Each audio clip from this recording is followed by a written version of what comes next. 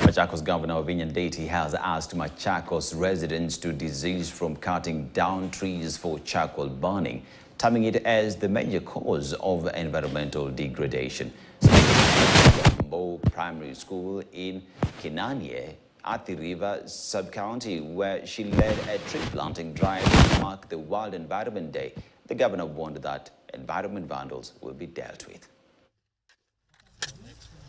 Prosperity in Machakos County.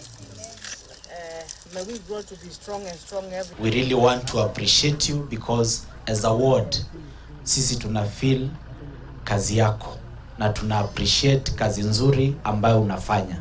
Na kama kwamba sub location, sisi tuliomba dam iko pale saa hii iko na maji. It is one of the dams zile zilipeanwa. Muliona tulianza mimi nikiwa na waziri wa fedha wa Kenya wa national government. Waziri wa fedha amepatiwa na president Machakos County na akapatiwa Laikipia.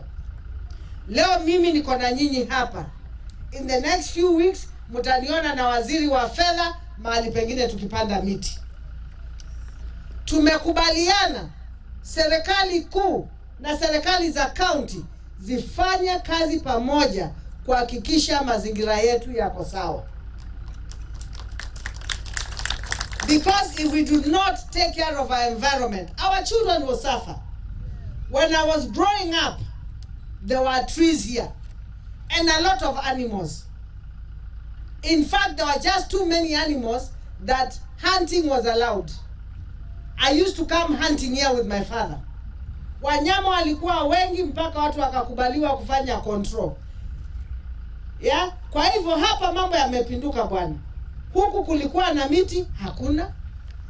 Watu wamekata miti, wanachoma makaa. Kenyans have been urged to be careful of the meat they consume.